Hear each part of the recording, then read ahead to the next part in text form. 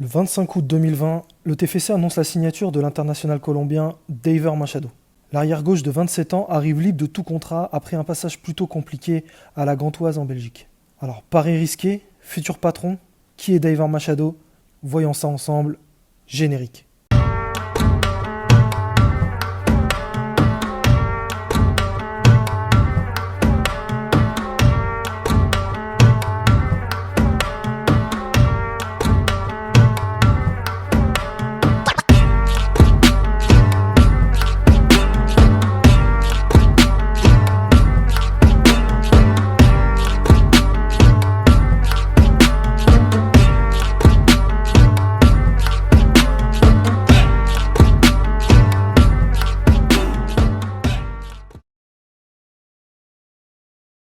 Daver est né le 2 septembre 1993 à Tado, un village situé dans le département de Chocó en Colombie, connu pour son climat particulièrement chaud et humide. Il débute sa carrière à l'Atlético Nacional de Medellín en 2013, où il jouera pendant 2 ans. Ce club est très réputé dans le continent sud-américain et compte 16 titres nationaux. Après une année à l'Alandia Petrolera, il signe avec le Millonarios de Bogota, où il va développer tout son potentiel.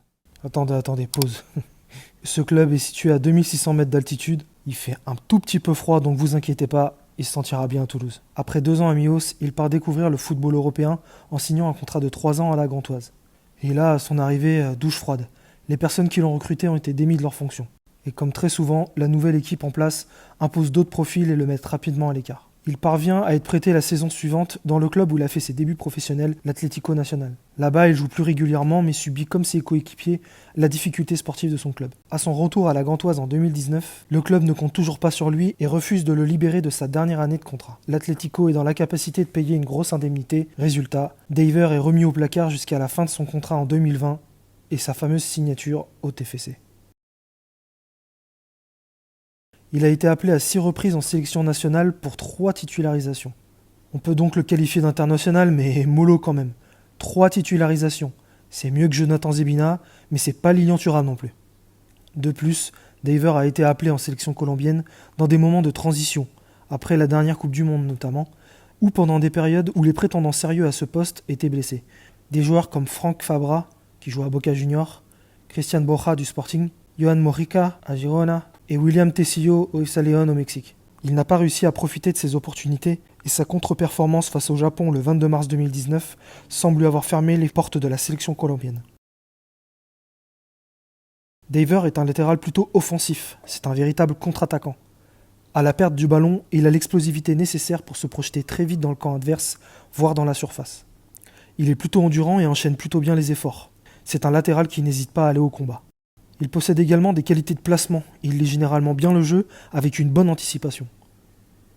Son niveau technique est plutôt correct, il maîtrise les gestes de base liés à son poste. Ce n'est pas un distributeur de caviar, mais il arrive plutôt bien à trouver ses coéquipiers. Il aime se projeter vers l'avant, et cela peut être dangereux parfois. Il peut manquer de concentration en ne redescendant pas suffisamment vite. Par contre, il essaie généralement de fournir les efforts nécessaires pour rattraper son erreur, il ne reste pas passif. Daver fait 1m72. On peut difficilement lui reprocher de ne pas être un monstre dans le jeu aérien. On parlait de son niveau technique juste avant, mais attention, n'attendons pas à ce qu'il sorte seul du pressing adverse avec un geste 5 étoiles. On peut dire que Daver n'a pas été chanceux ces dernières années.